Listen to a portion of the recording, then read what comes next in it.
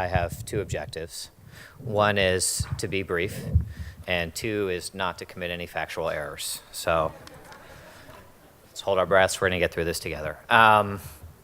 First, I wanted to thank again the University of Texas Austin for hosting us here. I think it's been an incredible day. The College Board and the Gates Foundation for supporting today. I wanted to particularly thank two of the organizers without whom this day would not have happened, much less has run as smoothly as it did, and that's Katie Brock at UT Austin. Thank you. And Caitlin Petruska-Manicelli at the Climate Initiative. And they both put in months and months of work. They were here all weekend stuffing conference packets way below their pay grade, so thank you guys. And I also wanted to thank everyone who came. I think it's inspiring to see a group of this quality and this committed to our shared goal.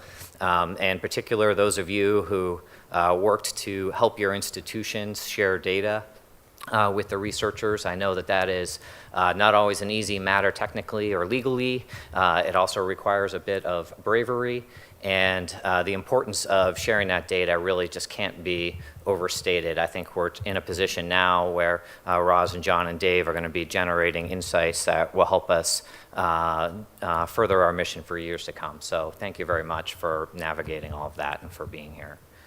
The main thing that I just wanted to say before we adjourn to the reception is let's just try and make sure that today is the start of something and not a blip. And I heard David say that the College Board is in it for the long haul. I know that we have researchers here who are committed to unpacking this, and I think it is just so important not just to uncover evidence about what works, which colleges are serving students from all backgrounds well and helping them succeed, but also as a way of lighting the way and making the case and making it easier for college leaders and policymakers to say that's important to invest and build on the colleges and universities that are expanding the size of the middle class, that is something that matters in higher education. I think all of you that are here from campuses are really in the critical role. If we are going to change the way higher education functions, it is going to happen on college campuses. And so the work that you're doing to build cultures of student success, to identify and cultivate new sources of talent, to follow the data wherever it leads, and to find new ways of collaborating with each other. I just think that is really essential. I think for those of us who think a little more about the policy side, I think there's really important work that we can do to support colleges and researchers by making more data available, especially data on what happens to students once they leave campus. Do they earn another degree? Do they get a job? What works? We can sponsor research to help campuses build evidence and apply evidence. Striking that balance between innovation and quality assurance so that we're helping the field move into new and effective practices without opening up the spigot of federal funds for things that will leave students worse off and waste taxpayer money. And then finally, fund quality, and Rosh just talked a little bit about it. How do we align funding behind investments in student quality so that colleges that are moving the needle on outcomes have a resource stream that make those investments sustainable.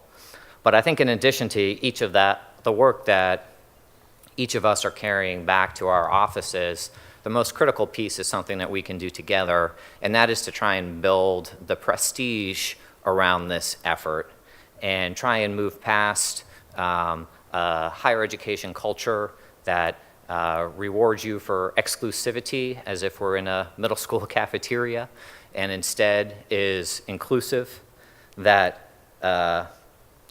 no longer believes in trying to weed out students, but instead asks, what can we do to help students succeed?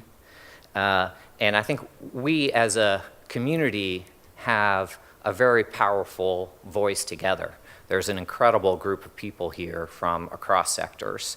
And so I think what we should be thinking about is how can we work together going forward to try to lift up people who are committed to this work, who are making progress on this work. How can we support each other?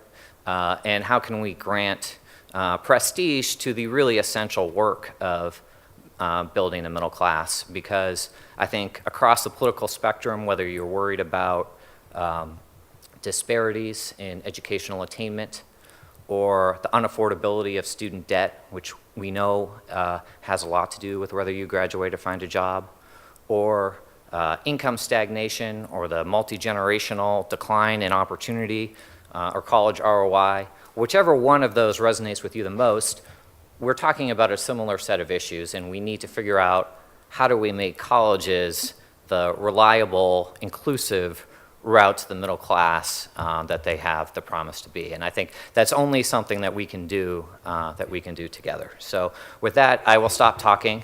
Here is Oh, thanks, David.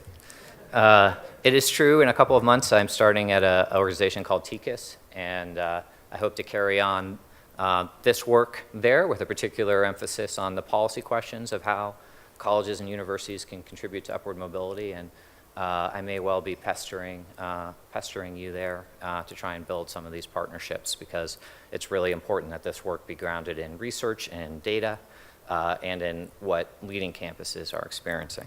Okay, thanks for the prompt, David.